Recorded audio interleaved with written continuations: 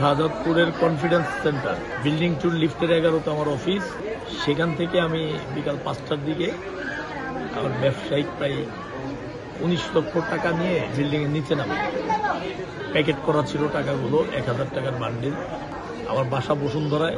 আমার ওয়াইফকে ফোন দেই, বেশ কিছু টাকা আছে, টাকাগুলো বাসায় রেখে আমি আবার অফিসে আসি। অফিস থেকে নেমে যখন আমি বিল্ডিং এর সামনে দাঁড়াই, অপরিচিত প্রায় 2-3 মিনিট আমি গাড়ির জন্য ওয়েট করতেছিলাম। পাঠাও কিংবা ওভার কল করে দাঁড়াইছিলাম বাসায় যাব। ইতিমধ্যেই অপরিচিত এক ব্যক্তি, কালো শার্ট পরা, হালকা দাড়ি, সে এসে আমার সামনে দাঁড়ায় বলতেছে, আপনার নাম কি? আমি বললাম, আমার নাম মনিরুজ্জামান। মাহবুব বলতেছে, এই শালার ধরে গাড়িতে তো লাগে। এটা আমাকে তুলে নিয়ে যাওয়ার পর আমি জানলাম ওনার নাম মাহবুব।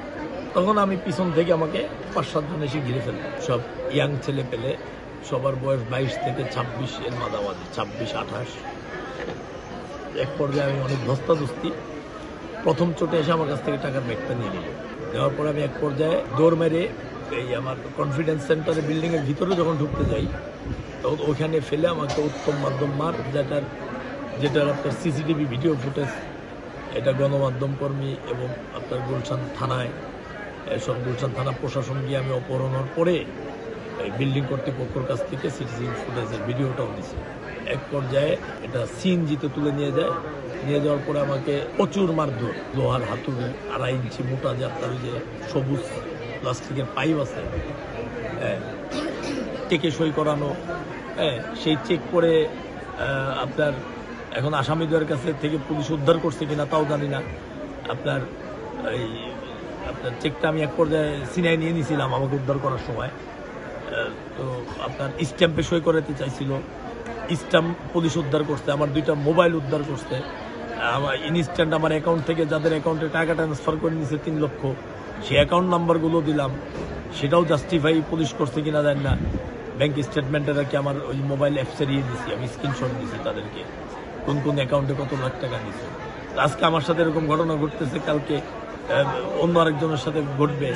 এটার বিচার যদি এরকম না পায়, তাহলে দেশের আইনের প্রতি মানুষের শ্রদ্ধা থাকবে না। দিন দিন অপরাধ বেড়েই চলবে। তাহলে আমরা তো সাধারণ মানুষ, এই দেশে ব্যবসা করি, সরকারকে আমরা ভ্যাট ট্যাক্স দিই। আমি না হয় একটা ব্যবসায়ী, একটা সাধারণ মানুষের উপর যখন এরকম ঘটনা ঘটবে, সে মানুষটাও যদি এরকম বিচার না পায়, তাহলে আমরা কোথায় গিয়ে দাঁড়াবো? আদালত তো এগুলো খতিয়ে দেখা উচিত। প্রশাসন যদি প্রশাসনের কোনো নাও দিয়ে থাকে, আদালতের তো উচিত ছিল যে মামলার এতগুলো ধারা, এত বড় একটা ঘটনা, ঠিক আছে, আমি জামিনটা আজকের মতো মুলতবি রেখে আমি প্রশাসনকে ডাকি যে এটার ঘটনা কি, এটার ভিকটিম কোথায়, এর ভিকটিমের আলামত কি কি আছে, কিভাবে তাকে উদ্ধার করা হলো। পুলিশ যদি কিছু আদালতে নাও দিয়ে থাকে, আদালতের তো উচিত ছিল পুলিশের কাছে চাওয়া, প্রয়োজনে পুলিশের বিরুদ্ধে সে ব্যবস্থা নিত, সে ওই দিনই জামিন দিয়ে দিতে হবে আদালতের।